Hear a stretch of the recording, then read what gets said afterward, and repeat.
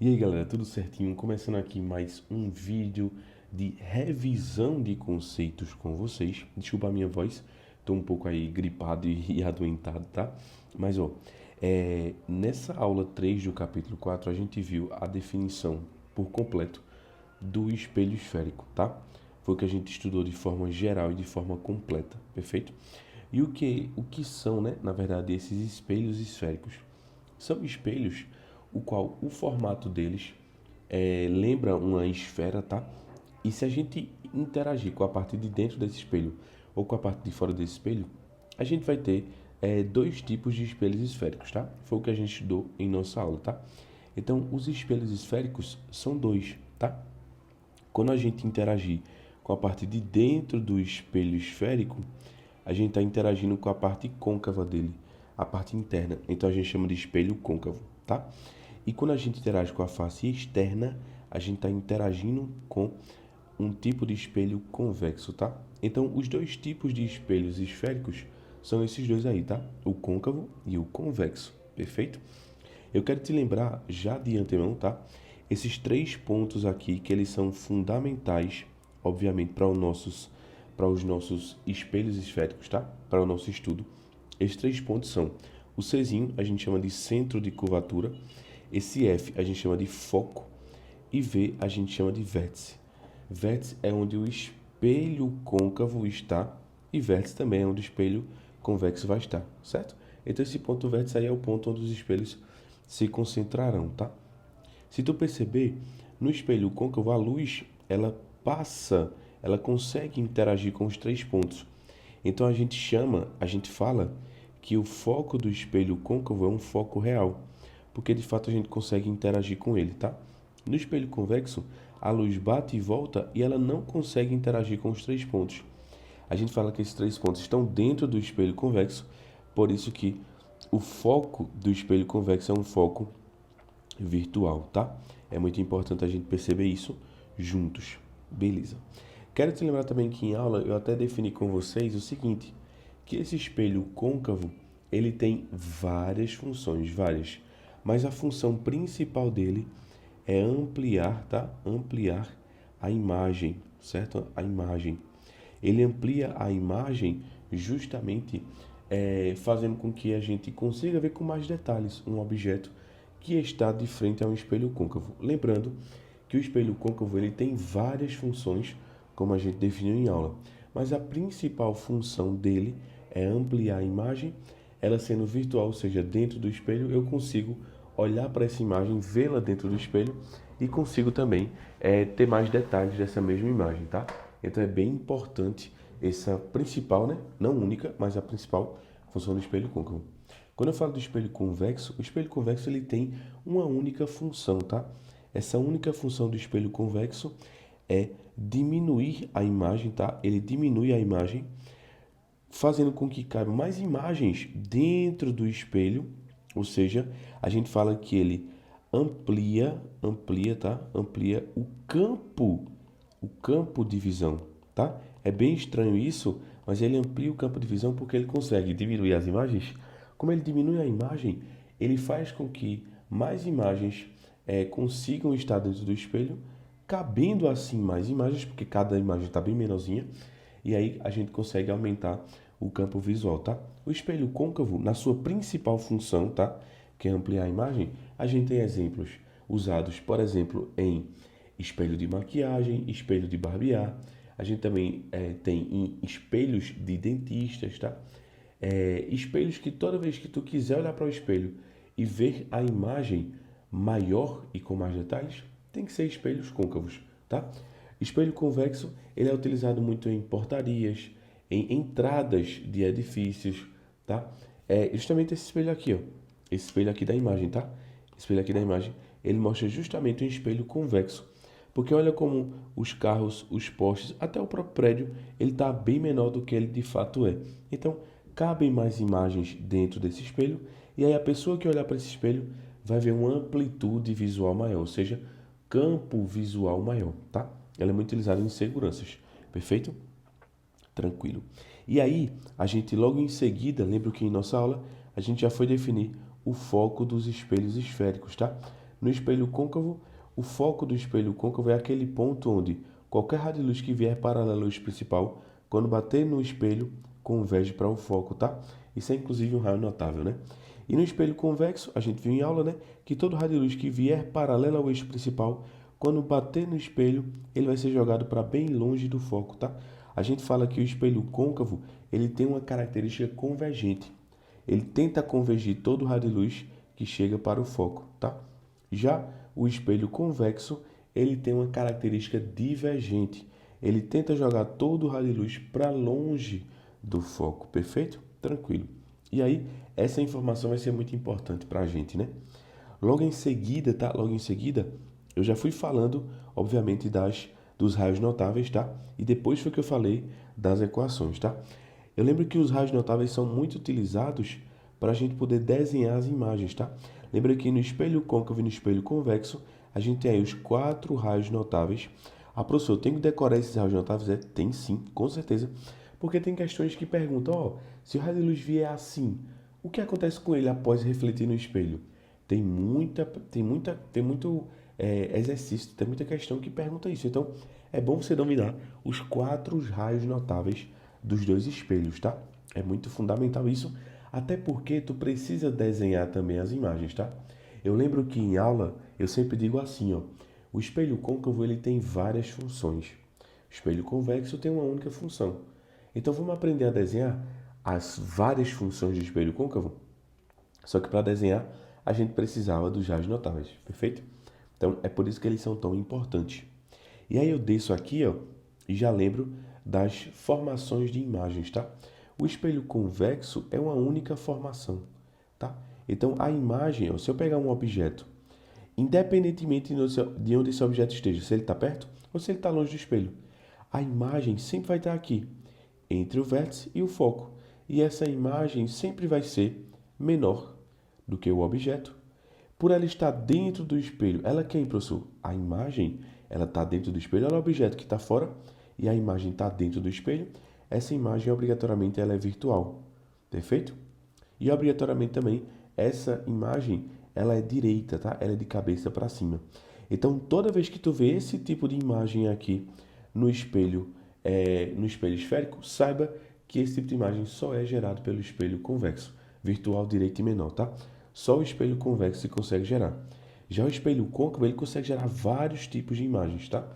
Ó, por que o côncavo consegue gerar vários tipos de imagens? Porque como o objeto vai conseguir interagir com os pontos, a depender de onde meu objeto esteja em relação ao espelho côncavo, a imagem vai aparecer diferente.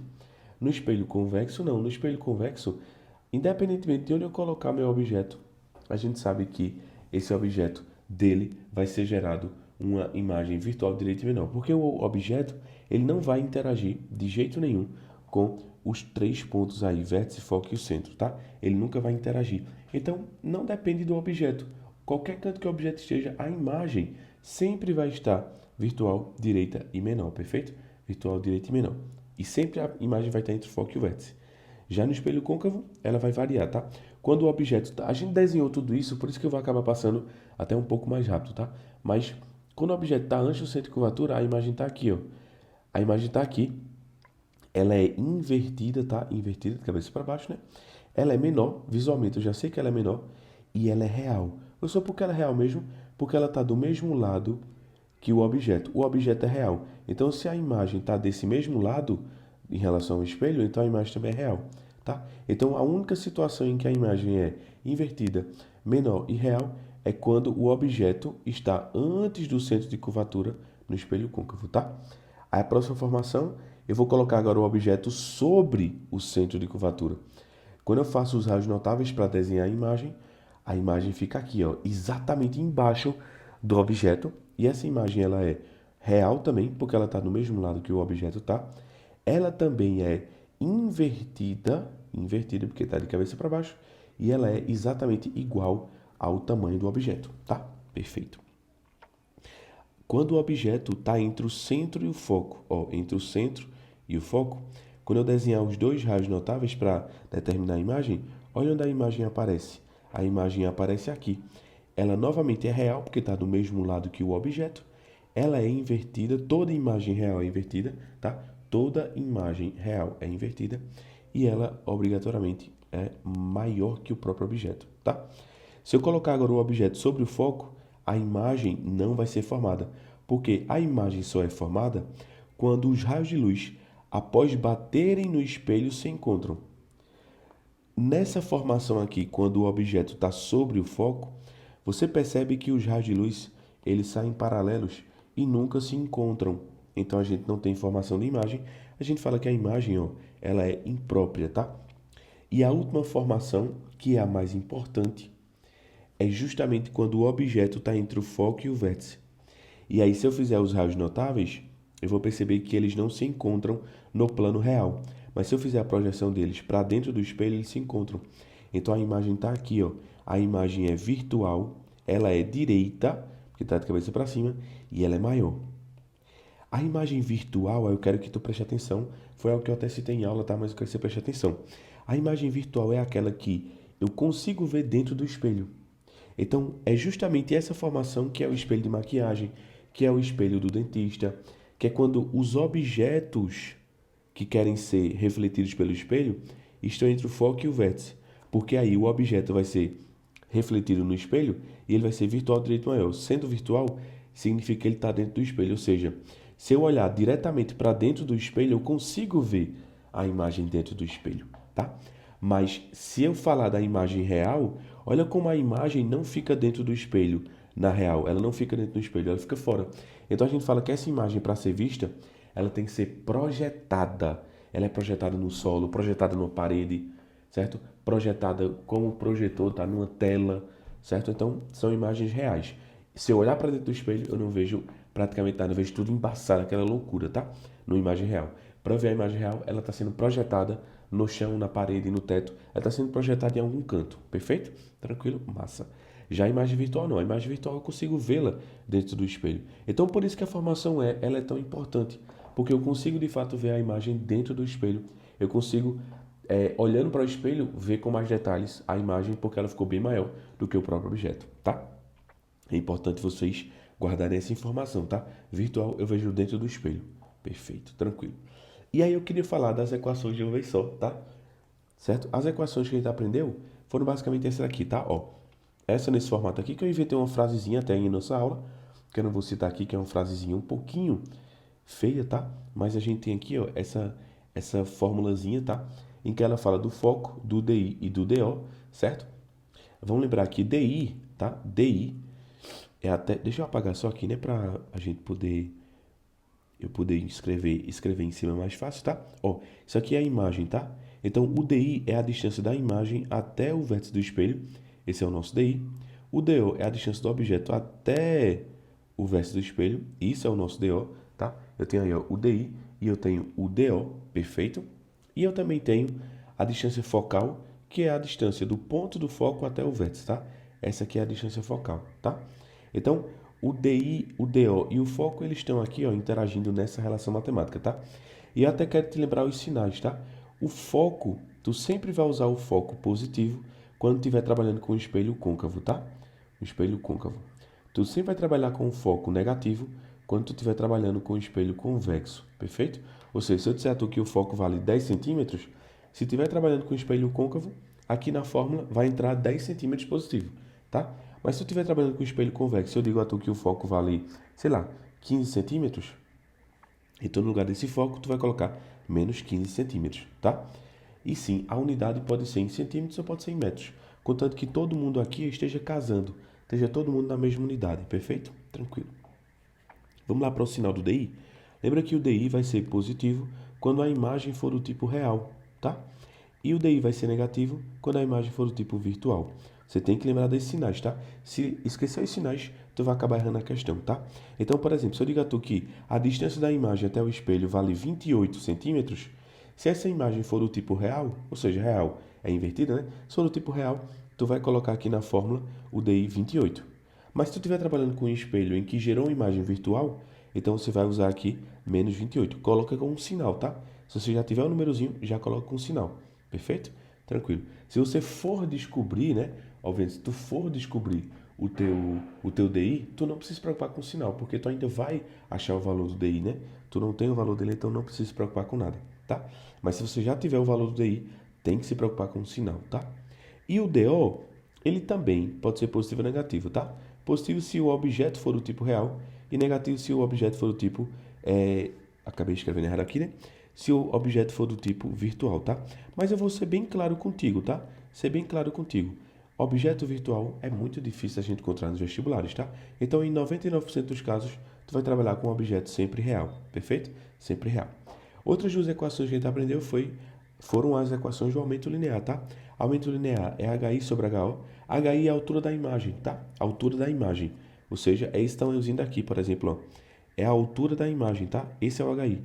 E o HO é a altura do objeto, tá? O HI é a altura da imagem e o HO é a altura do objeto. Então, se você tiver o HI e tiver o HO, tu divide o HI pelo HO e você acha o aumento linear. Professor, o que é esse aumento linear mesmo? O aumento linear é quantas vezes a imagem é maior do que o objeto, tá? Então, por exemplo, se eu falo que o aumento linear foi de 4 vezes, então quer dizer que a imagem é 4 vezes maior do que o objeto. Se eu falo que o aumento linear vale 8 vezes, então quer dizer que a imagem é 8 vezes maior do que o objeto. Se eu digo a tu que o aumento linear vale 0,5, eu estou dizendo que a imagem é metade do objeto. Ou seja, a imagem é menor do que o objeto. Se eu falo para tu que o aumento vale 1, a imagem é igual ao objeto. A altura da imagem é igual à altura do objeto. Ou seja, eles têm o mesmo tamanho. Perfeito? Então, isso significa o aumento, tá? E olha, deixa eu te falar uma coisa importante. O aumento também pode ser negativo, tá? Se for menos 8, não significa que ele é 8 vezes menor, não, tá, fera? Quando é menos 8, quer dizer que ele é 8 vezes maior, mas esse menos está dizendo que é de cabeça para baixo, tá? Então, eu já vou escrever até aqui o sinal. O aumento também pode ser positivo ou negativo, tá? O aumento vai ser positivo quando a imagem for direita. O que é uma imagem direita? É uma imagem virtual, tá? Então, é bom a gente perceber isso, tá? E o aumento linear vai ser negativo quando a imagem for invertida. O que é uma imagem invertida? É uma imagem real, tá? Então, não esquece disso, não esquece disso, pelo amor de Deus. Quando eu digo aumento, ó, o aumento vale menos 10. Eu não estou dizendo que a imagem é 10 vezes menor, não. Olha só para o número. Então, a imagem é 10 vezes maior. Mas o menos quer dizer o quê? Quer dizer que é de cabeça para baixo. Então, ela é 10 vezes maior, só que é invertida, é de cabeça para baixo, tá? Então, o sinal do aumento não diz se é maior ou menor, não. Só diz se é de cabeça para cima ou de cabeça para baixo, tá? Perfeito? Massa. Então, é isso. Esse é o aumento linear. Outra forma de calcular o aumento linear é essa fórmula daqui, ó. Aumento linear também pode ser calculado por menos DI sobre DO. Esse menos aqui, pessoal, é da fórmula, tá? E, obviamente, a que tu mais vai usar é essa daqui. Essa tu usa pouco, mas você pode usar também, tá? Mas essa daqui é que tu mais vai usar. As variadas questões que eu coloquei de cálculo são combinações dessas duas, tá? Por exemplo, eu quero o foco, eu te dou o DI. Aí tu, para achar o foco, tem que ter o DI, tá? Eu te dei o DO e tu precisa calcular o DI para achar o foco. Aí tu vem aqui, acha o DI e depois volta para a questão e calcula o que tu queres, tá? As variadas questões que tem de cálculo geralmente é nessa brincadeira, tá? De usando a fórmula do foco e usando a fórmula também do aumento, tá? Existe outra fórmula que eu não gosto muito dela, tá? Que é essa daqui, ó. Muitos livros, muitos professores gostam dessa fórmula, usam essa fórmula, mas eu prefiro não, porque acaba que é outra forma para tu decorar quando essas 3 formulazinhas que eu mostrei para tu resolvem qualquer questão. Essa daqui resolve um tipo de questão específico, tá? Que é quando ele te dá o foco, o aumento e o DO, certo? E aí, por exemplo, ele te dá o aumento e o DO, tu acha o foco, por exemplo. Então, ele te dá o aumento e o foco e tu acha o DO. Então, assim, é uma questão específica. Aí eu vou criar uma nova fórmula só para um tipo de questão? Não faz sentido isso, né? Então, é melhor a gente trabalhar com as formulazinhas que a gente já conhece, tá? Que são essa e essa, tá? Então é isso, fera. A gente acaba por aqui. Desculpa aí por ter sido um pouco mais longo, tá? Mas essa aula teve muito detalhe. Então eu precisei, tá? Mostrar tudo para vocês, perfeito? Qualquer dúvida, vocês sabem que sempre podem contar comigo, beleza? Então, ó, um cheiro a todos e até a próxima, galera. Tchau!